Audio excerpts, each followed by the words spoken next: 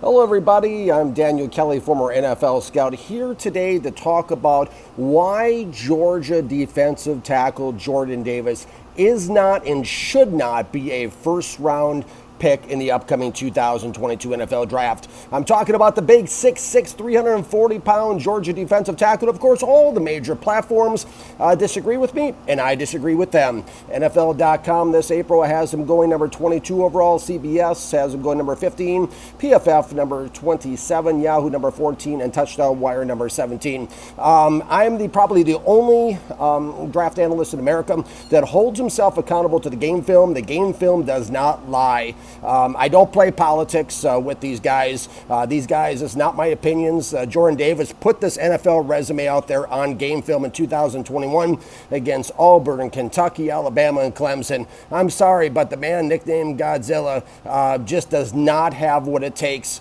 for the National Football League. Bottom line, Jordan Davis is a sub-interior defensive lineman. This guy wasn't even good enough to be on the field all the time at Georgia. He's too slow in terms of football speed to be able to get to the quarterback in the NFL, and he's a very limited area run defender. His speed builds like a snowball rolling downhill, and that's not going to cut it with the way quarterbacks release the ball so quickly at the National Football League level. The NFL tried to send out some kind of tweet during the combine, drawing a comparison between Davis and three-time NFL Defensive Player of the Year, J.J. Watt. I wasn't seeing that at all. There's more to it.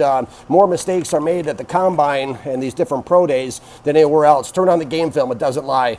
Let's put it in layman terms. Jordan Davis, like I said, does not have what it takes.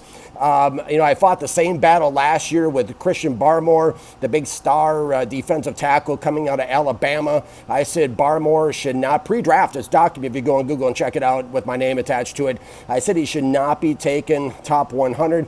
Bill Belichick did not listen to me, and instead he took Barmore in the second round. Well, let's look at the results. Go to ESPN.com. The results speak for themselves. He played in all 17 games for the Patriots last year, put up a meager 23 solo tackles and a lousy 1.5 sacks. Let me say this: Christian Barmore looks like a superstar compared to Jordan Davis. That's how I see this here. If you go to ESPN.com and check it out, look at Jordan Davis's stats. This is 4 years of playing at Georgia. 2021, 17 solos, 2 sacks. 2020, 7 solo tackles in a season of 1 sack. 2019, 7 solo tackles and 2.5 sacks. 2018, 6 solos and 1.5 sacks. Are you kidding me? Davis is a classic example of an overhyped combine player. And today's, like I said, pass-happy NFL. The key is to be able to get to the quarterback, and there's no way Davis could do it. He barely could do it at the college level. How in the world is he going to do it at the NFL level? Davis is an underachiever. When I broke him down for SI New York Jets, when I wrote an article about him, he's an underachiever who flashes ability to lock out the point of attack. I mean, yeah, he's got the brute power. There's no question. The question is, how often do you see it? Not very often. Uses his hands well, but he's anything but explosive at the point of attack. Also showed a swim and spin moves literally 1 time in 4 games. No burst into the pocket whatsoever. Tends to get limited movement and push most of the time.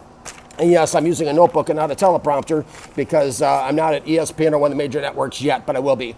He looks slow and sluggish most of the time against solos, doubles, better versus run in a very limited area, pushes weight around, violent tackler. I'll give him that in his gaps, but he's not going all of his way, and there's no chance this guy's making a play outside the box. Questionable endurance, really questionable instincts. He guessed the wrong gap several times. I really question if football is important to Jordan Davis. Why do I say that? Because he noticeably turned it on more at times. It's in him against Clemson, but he doesn't show it the rest of the time. So I'm labeling him as underachiever. Jordan Davis is a bust waiting to happen. He will not see a second contract in the NFL. I do not believe he's good for team morale whatsoever. I put a 4th round grade on Christian Barmore last year and hit that like a hammer to a nail. Jordan Davis is no Christian Barmore. I'm putting a 5th round grade on Jordan Davis, and I am begging NFL teams not to take him in the 1st round. Thank you for watching, everybody.